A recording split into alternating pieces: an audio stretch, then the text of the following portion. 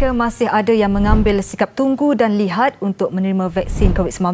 Keadaannya berbeza bagi seorang wanita warga emas di Dungun, Terengganu yang lebih proaktif untuk kebaikan dirinya. Zainun Saleh, 86 tahun, sudah lengkap menerima 2 dos suntikan, menyifatkan peranannya satu keperluan untuk terus kekal sihat selain sebagai tanda sokongan kepada usaha melawan pandemik berkenaan.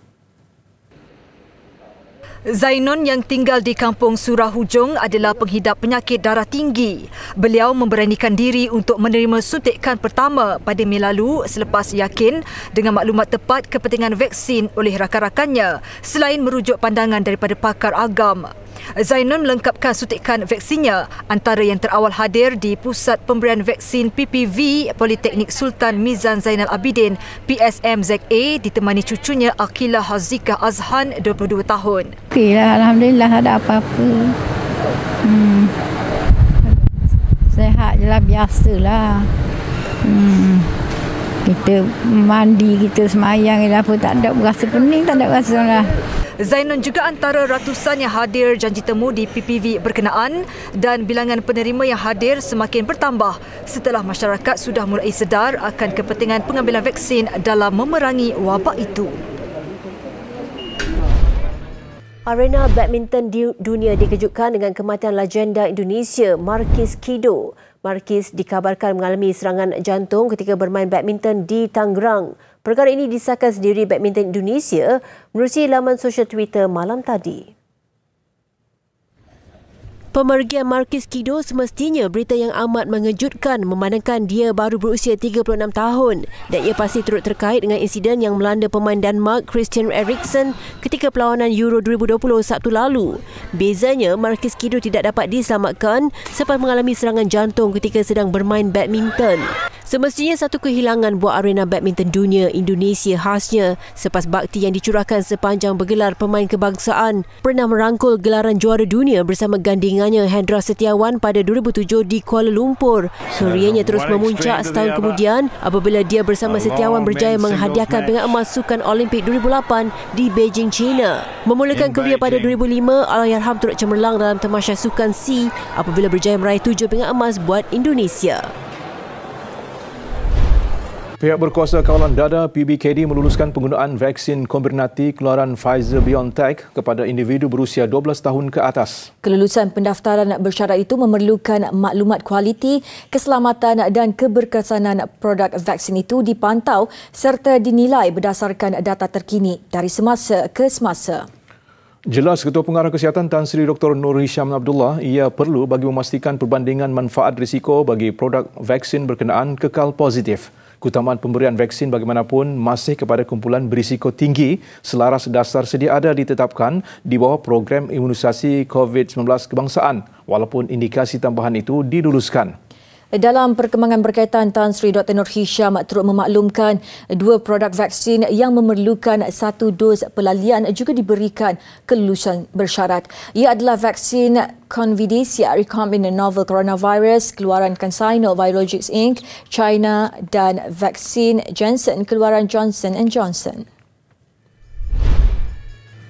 Raya Airways menjadi penyedia perkhidmatan kargo pertama di Malaysia yang beroperasi di Nanning, China. Pengarah urusan kumpulannya, Muhammad Najib Ishak berkata, perluasan laluan itu tepat pada masanya dan akan menyokong peningkatan permintaan perkhidmatan kargo di samping mewujudkan rangkaian logistik yang lancar. Raya Airways akan beroperasi 4 kali seminggu dengan purata muatan mingguan sebanyak 30 tan dan kapasiti maksimum sehingga 40 tan menggunakan pesawat Boeing 767-200F. Laluan muatan baru itu akan membawa semua penghantaran khusus Raya Airways seperti produk e-dagang rentas sempadan dan barangan pengguna termasuk barangan mudah rosak. Syarikat penerbangan itu turut menyasarkan untuk mengembangkan rangkaiannya kepada lebih banyak destinasi dalam lingkungan Asia Pasifik termasuk di China dan negara-negara lain akhir tahun ini. Seorang jurutera minyak dan gas mencuburi bidang pertanian demi kelangsungan hidup ketika kegawatan ekonomi. Selepas 6 tahun mengusahakan tanaman cendawan, beliau kini bergelar usahawan berjaya dengan memperolehi pendapatan lumayan. Rosita Muhammad Hatta, 40 tahun, merupakan generasi kedua felda tenang di Labis Johor. Kejatuhan harga minyak mentah dunia pada tahun 2015 menyebabkan beliau hilang pekerjaan sebagai seorang jurutera. Mula-mula nak adjust kita punya gaya hidup tu memang susah. Sebab kita dah biasa, kita dalam industri oil and gas. Sebab waktu tu pekerja-pekerja oil and gas ni dia lebih kurang macam the king lah macam tu kan. Kita ada kemudahan dari segi keuangan dan sebagainya.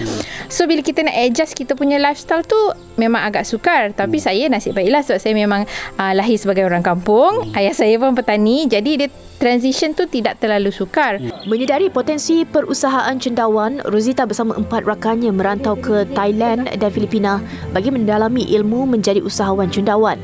Beliau melabur RM15,000 untuk memulakan projek cendawan tiram atas tanah terbiar seluas 0.2 hektar milik bapanya.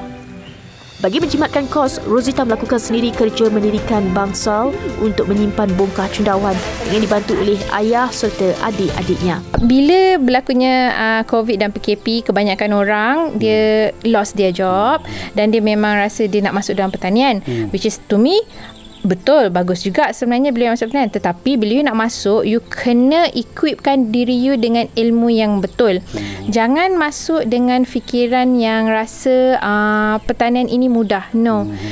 Dan you kena sabar. Saya selalu cakap, you punya 2 tahun pertama tu adalah tahun kebodohan. Sebab 2 tahun pertama tu, you memang akan mengalami banyak kesilapan, tetapi dari situ you akan belajar. So, selepas 2 tahun tu, bila you gigih belajar, you keep on belajar daripada kesilapan you, you biasanya lepas 2 tahun tu, you dah okey sikit.